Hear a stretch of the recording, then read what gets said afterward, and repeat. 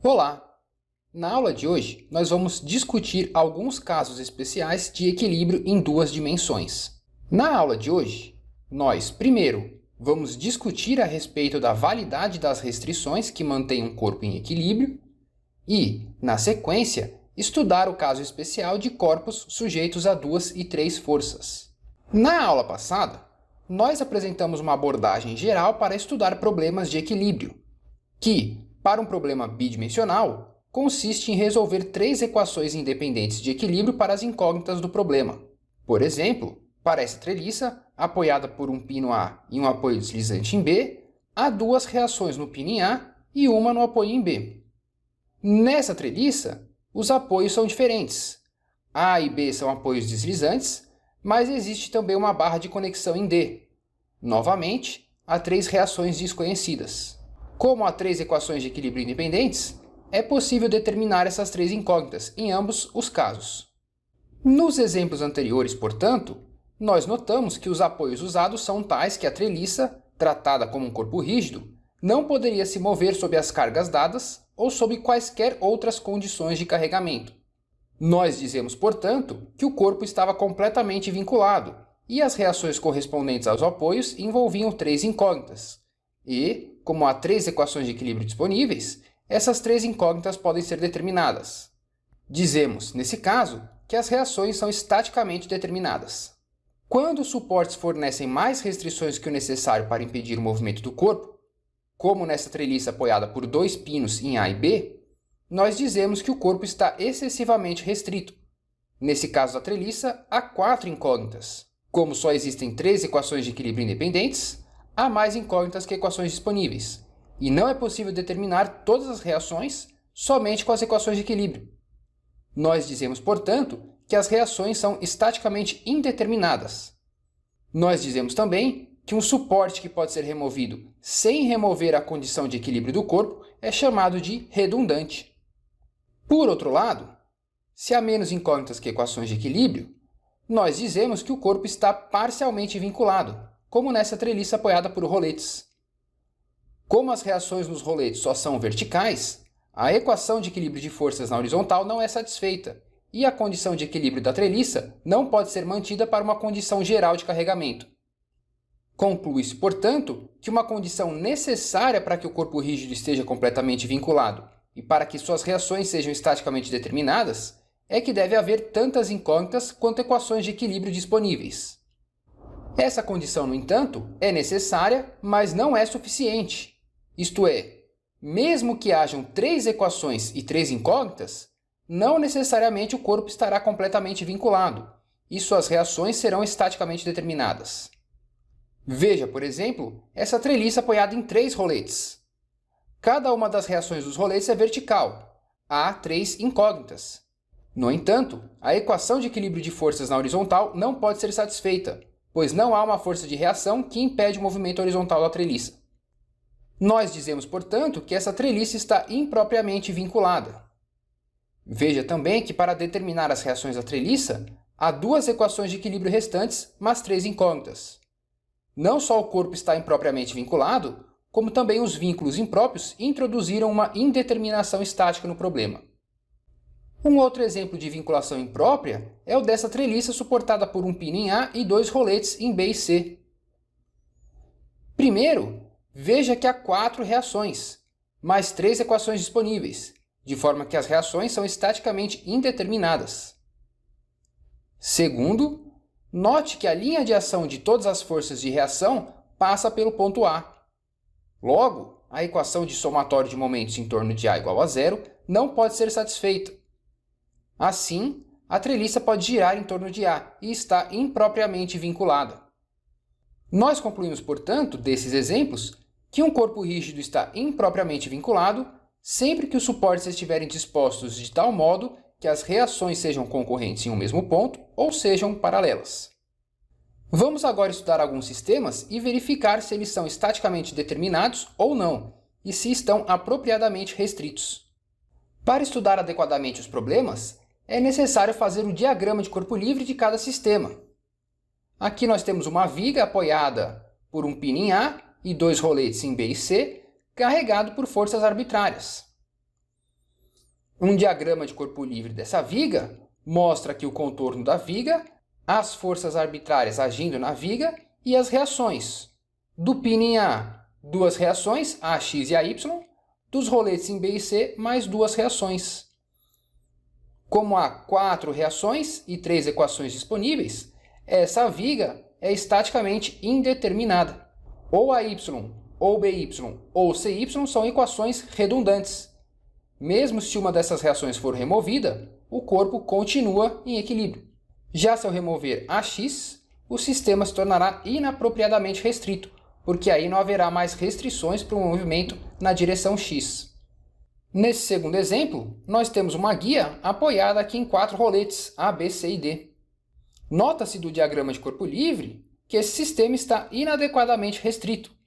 As forças de reações em A, B, C e D são todas normais às superfícies, mas não existe nenhuma restrição ao movimento horizontal do corpo. Ao aplicar essa força P, o corpo vai se mover para a direita. Nesse outro sistema, nós temos uma barra curvada apoiada em 2 pinos, que eu vou chamar de A e B. Um diagrama de corpo livre mostra que a minha barra curvada, a força P sendo aplicada de 80 newtons e as reações dos pinos AX, AY, BX, BY. Note, novamente, que há 4 incógnitas, mas só 3 equações disponíveis. Esse sistema também é estaticamente indeterminado. E qualquer uma dessas reações, se for removida, ainda mantém a condição de equilíbrio do corpo. Então, todas essas restrições são redundantes. Qualquer uma delas pode ser removida sem remover a condição de equilíbrio do corpo. Finalmente, nesse último caso, nós temos de novo uma barra curvada, mas agora apoiada em roletes em A e B. Olha que interessante esse problema. Em A e em B, eu vou ter 2 reações normais, e aqui a força F sendo aplicada. Nós notamos que esse corpo está inapropriadamente restrito, porque se eu traçar a linha de ação das 2 forças de reação, elas se cruzam num ponto C. Se eu tomar os momentos de todas as forças em relação a C, eu vejo que o momento das 2 reações, como as linhas de ação passam por C, é 0. No entanto, eu tenho um momento dessa força F em relação a C, que é F vezes essa distância perpendicular D. Como esse momento F vezes D não é nulo, então esse corpo não pode estar em equilíbrio com relação aos momentos em relação ao ponto C. O que acontece é que aplicar essa força F faz o corpo rotacionar em torno desse ponto C. Então esse corpo está inapropriadamente restrito. Discutida essa questão da vinculação dos corpos e sua determinação estática, vamos agora estudar 2 casos especiais de equilíbrio de corpos rígidos. O primeiro caso é o do elemento de 2 forças. Para corpos sujeitos a 2 forças, nós podemos dizer que, se um corpo é mantido em equilíbrio por 2 forças, as forças devem ser iguais em magnitude e direcionadas em sentidos opostos ao longo da mesma linha de ação. Esse princípio é fácil de ser verificado. Suponha que um corpo está em equilíbrio e está sujeito só a 2 forças, PA e PB, agindo em 2 pontos A e B do corpo. Como esse corpo está em equilíbrio, a força resultante deve ser nula, donde se conclui que PA e PB devem ser iguais em magnitude, mas em sentidos opostos. Para verificar que as 2 forças devem estar sobre a mesma linha de ação, nós podemos tomar o momento dessas forças em relação a qualquer ponto O. Como o corpo está em equilíbrio, a magnitude do binário resultante, formado pelo par de forças PA e PB, deve ser 0. Logo, as forças devem ser também colineares. Assim, um elemento sujeito a 2 forças só pode estar em equilíbrio se as forças têm a mesma intensidade, mesma direção, sentidos contrários e sua linha de ação está direcionada ao longo da linha que passa pelos pontos A e B onde as forças atuam.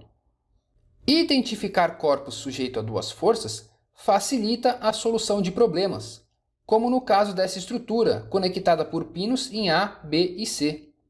Nesse exercício, pede-se primeiro para verificar se o problema é estaticamente determinado e, se possível, para determinar as reações do sistema. Para resolver esse problema, eu começo fazendo o diagrama de corpo livre da estrutura.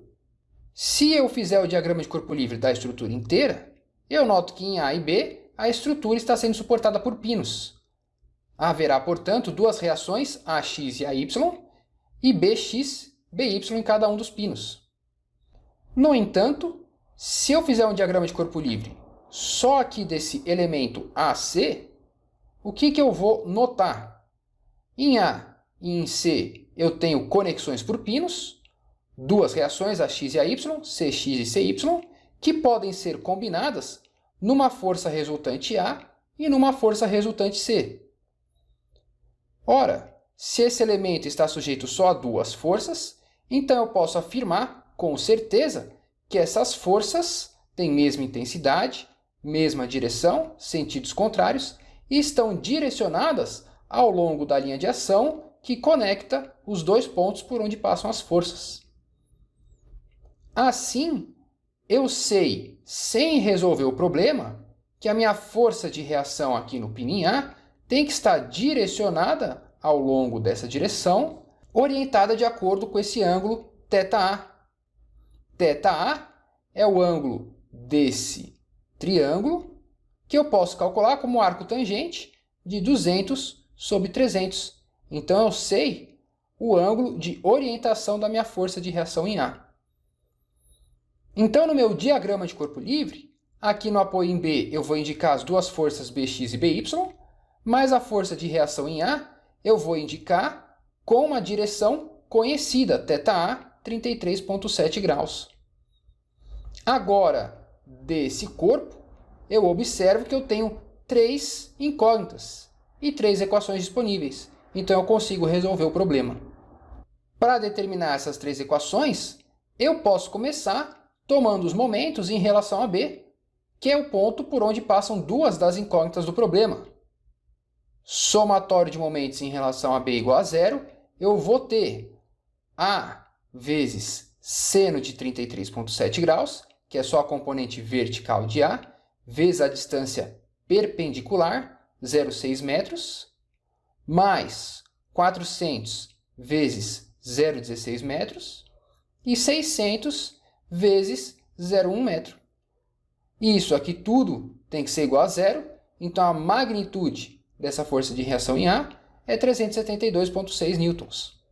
Eu posso escrever o meu vetor força como sendo 373 newtons e inclinado de um ângulo com a horizontal de 33,7 graus, que eu já tinha determinado. Determinado A, Bx e By é simples de calcular com equilíbrio de forças. Somatório de forças em x, eu tenho a componente em x da força em A, mais Bx menos 600, Bx é 290 newtons, e By eu posso calcular com somatório de forças ou calcular diretamente com somatório de momentos em relação a A. By vai ser 193,3 newtons. A reação no pino em B, portanto, tem intensidade, Bx² mais By², 349 newtons, e um ângulo com a horizontal, arco tangente de By sobre Bx, 33,7 graus. O diagrama de corpo livre do sistema com as reações calculadas fica assim. Veja que esse ângulo de 33,7 graus, onde as forças se cruzam, é o mesmo da linha de ação de A, e, portanto, a reação em B também tem o mesmo ângulo. O segundo caso especial que nós vamos estudar é o de um corpo sujeito a três forças. Um corpo sujeito a três forças não paralelas e coplanares só está em equilíbrio se as forças são concorrentes. Esse princípio também é facilmente verificado. Primeiro, se as forças não são paralelas, podemos escolher duas dessas, por exemplo, PA e PB, e notar que suas linhas de ação se interceptam num ponto O. Para o corpo estar em equilíbrio, o somatório dos momentos em torno de O deve ser igual a zero. Logo, a linha de ação de PC também deve passar por O, donde se conclui que se o corpo em equilíbrio está sujeito a três forças coplanares não paralelas, elas concorrem num único ponto P. A única exceção a essa regra é quando as três forças são paralelas. Nesse caso, a linha de ação das forças não se intercepta em nenhum ponto. Assim, a soma algébrica das forças deve ser zero para que o corpo esteja em equilíbrio, e nós podemos pensar que o ponto de concorrência das linhas de ação da força está no infinito. Notar que um corpo está sujeito a somente 3 forças pode facilitar a solução dos problemas. Como o corpo está sujeito a 3 forças concorrentes, o triângulo de forças pode ser desenhado e relações trigonométricas podem ser utilizadas no triângulo de forças para determinar as incógnitas do problema. Para praticar um pouquinho, vamos fazer alguns exercícios. Considere, por exemplo, essa viga AB de peso desprezível e carregada somente pela força FD. O exercício pede a intensidade das reações em A e B atuando na viga. Para resolver o problema, nós começamos fazendo o diagrama de corpo livre desse sistema. Como o exercício pede as forças de reação em A e B, eu vou escolher a minha viga ADB para ser isolada. Então, eu vou desenhar aqui o contorno da minha viga ADB. E aí, para identificar as forças que agem nessa viga, eu vou notar o seguinte. Aqui em D, eu tenho a minha força FD. E aqui o membro BC é um elemento de 2 forças. Eu só tenho forças agindo nos pinos em B e C. Então, a força agindo aqui no ponto B tem que estar direcionada ao longo dessa linha BC. Portanto, a força FB, eu sei que tem uma inclinação de 30 graus, que é a inclinação dessa barra BC. E agora eu vou notar o seguinte, eu tenho uma força em B, uma força em D, e aqui as reações AX e AY que eu posso representar com uma força A numa orientação arbitrária. Esse corpo está sujeito somente a 3 forças, então eu sei que as 3 forças têm que ser concorrentes. Então eu consigo identificar a orientação dessa força de reação em A. Para identificar isso, aqui eu tenho a minha força FD, eu vou traçar aqui a linha de ação da força, e aqui a força FB, e eu vou traçar a linha de ação da força FB. Essas duas linhas se interceptam aqui no ponto que eu vou chamar de E. Então, a linha de ação da força FA também tem que passar por esse ponto. E aqui eu fecho 2 triângulos. Vou chamar essa altura de A, conheço esse ângulo de 30 graus, conheço essa distância de 1 metro, posso calcular esse comprimento do triângulo a partir da geometria, e com esses 2 catetos, calcular também esse ângulo β1. Tangente de 30 é A sobre 1, então A é 0,577 metros. E aí desse triângulo, tangente de β1 é A sobre meio, então β1 é 49,1 graus. Identificadas as 3 forças, eu posso formar o meu triângulo de forças. Os ângulos desse triângulo de forças são conhecidos. Aqui o ângulo de 30 graus da força FB. Aqui o ângulo β1, que eu acabei de calcular. Dos ângulos alternos internos, esse ângulo também é 30 graus. Desse triângulo, eu vejo que esse ângulo é 60 graus. Portanto, β2 tem que ser 40,9 graus. Determinados todos os ângulos internos do triângulo e conhecido um dos seus lados, eu posso determinar os outros dois usando a lei dos senos. Seno desse ângulo sobre 750 é igual ao seno de 60 sobre FA. FA é 661 newtons. Do mesmo jeito, seno desse ângulo sobre 750 é seno de β2 sobre FB. FB é 500 newtons. Então, as reações pedidas são a força nos pinos em A e B, as intensidades pedidas já foram calculadas, e se eu quiser, eu posso representar essas forças de reação em termos das suas componentes retangulares. A é a intensidade FA vezes cosseno de β1i, seno de β1j, e B é o menos FB cosseno de 30i, mais FB seno de 30j. Claro que você pode resolver esse problema também a partir das 3 equações de equilíbrio. Somatório de forças em x igual a 0, somatório de forças em y igual a 0, somatório de momentos em relação a algum ponto, aqui eu escolhi o ponto A, igual a zero. Veja que eu tenho aqui um sistema de 3 equações e 3 incógnitas, que eu posso resolver para AX, AY e FB, e vai me dar os mesmos resultados. A dificuldade nesse caso é só resolver o sistema linear, enquanto aqui a solução saiu direto do meu triângulo de forças. Vamos ver agora esse exercício que pergunta a força mínima P necessária para que o cilindro role sobre um obstáculo. Vamos investigar e comparar os casos em que P empurra e puxa o cilindro. Sempre a solução do problema vai começar com o diagrama de corpo livre. Então, para cada um dos cilindros, eu vou representar aqui no seu centro o seu peso W, a força de reação normal do chão, que eu vou chamar de NA, a força de reação do contato aqui na quina do obstáculo, NB. Essa força de reação tem que ser tangente ao cilindro, então ela vai concorrer aqui no centro do cilindro, que é o que eu desenhei aqui. E as forças P empurrando e P puxando o cilindro, esse ângulo conhecido. Como o exercício quer saber a força mínima P necessária para o cilindro rolar sobre o obstáculo, essa força é tal que quando o cilindro começa a rolar sobre o obstáculo, a força de reação é zero, que é o momento que o cilindro não está mais em contato com o chão. Quando NA é zero, eu tenho um corpo sujeito a 3 forças. Então isso aqui é um elemento de 3 forças que eu posso resolver a partir do triângulo de forças. Para isso, eu tenho que determinar esse ângulo alfa. Aqui, do meu cilindro, essa altura é o raio do cilindro R. Esse comprimento também é o raio do cilindro R. E essa altura pequenininha é a altura do obstáculo H. Então, desse triângulo menor, eu sei que o cosseno de alfa é R menos H sobre R.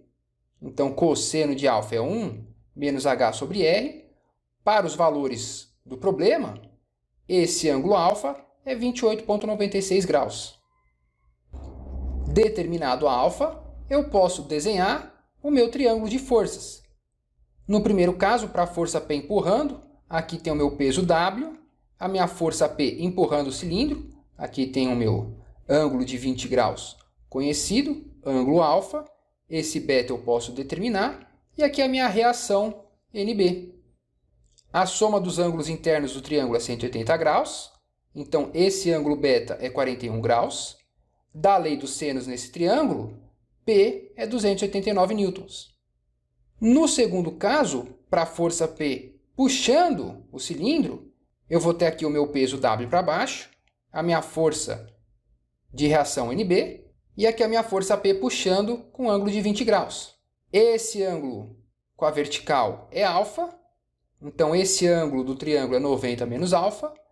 Daqui desse triângulo, beta, 28,96 graus. E da lei dos senos, P vai me dar 192,3 newtons. Então veja, a força mínima para empurrar o cilindro é 289 newtons e para puxar é 192,3 newtons. Então, nesse problema, é mais fácil puxar do que empurrar o cilindro sobre o obstáculo. E isso tem a ver com a orientação dessa força. Uma outra coisa também é que nesse exercício não foi pedido essa reação NB, mas é possível calculá-la. Como? Nesse último exercício, um tambor é apoiado num pino em A e suportado por uma barra de conexão em B. E o exercício pede as forças de reação em A e B, desprezando o peso dos elementos. Desprezando o peso dos elementos, eu vou notar que, ao fazer o diagrama de corpo livre do meu tambor, eu tenho aqui uma força no pino em B, uma força de reação no pino em A e a força de 100 N sendo aplicada. Esse membro BC, de peso desprezível, conectado só em B e em C, é um elemento de duas forças. Vai ter reação em C e em B. Portanto, a força de reação em B está direcionada ao longo dessa linha BC. Então, a inclinação da força em B eu conheço. Vou chamar essa força de reação de PBC e esse ângulo θ1 eu posso determinar, porque essas dimensões foram dadas. Então, em B eu tenho uma força, em A eu tenho uma força e aqui eu tenho a força de 100 newtons. Esse tambor é um elemento sujeito a 3 forças. Então, se eu traçar aqui a minha força de 100 newtons, a linha de ação dela é vertical e essa orientação da força PBC também é conhecida. Então, se eu traçar aqui a linha de ação dessa força, essas duas forças concorrem em O. Portanto, eu concluo que a força de reação em A também tem que passar por O. E aí agora fica fácil resolver o problema. Esse ângulo θ1 é esse ângulo θ1 desse triângulo. θ1 é o arco tangente de 105 sobre 60, 60,3 graus. Essa altura A desse triângulo vai ser 60 mais 75 vezes tangente de θ1. Então, A é 236,7 milímetros. E aí, determinado A, esse ângulo θ2 vai ser o arco tangente de A sobre 75. Então, θ2 é 72,4 graus. Determinados os ângulos de cada uma das forças, eu posso montar o meu triângulo de forças. Aqui é a força de 100 newtons. Aqui é a força RA, com ângulo θ2 de 72 graus. E aqui é a força PBC, com ângulo θ1 de 60,3 graus. Então, desse triângulo de forças, esse ângulo interno é o θ2 menos θ1, vou chamar de alfa, vale 12,1 graus. Esse ângulo beta é o 180 menos θ3. E esse ângulo gama, a soma dos ângulos internos do triângulo tem que dar 180, então gama 17,6 graus. Portanto, desse triângulo, da lei dos senos, RA sobre seno de beta é igual a 100 sobre seno de alfa, que é igual a PBC sobre seno de gama. Então, dessa igualdade e dessa igualdade, eu posso determinar RA e PBC. RA é 236 newtons e PBC 144 newtons. De novo, veja que a solução é facilitada porque essas forças foram determinadas diretamente a partir dessas relações do triângulo de forças. Se você for resolver o problema a partir das 3 equações de equilíbrio, você vai ter somatório de forças em x igual a zero, somatório de forças em y igual a zero. Eu tenho um sistema de duas equações, duas incógnitas, posso determinar RA e PBC.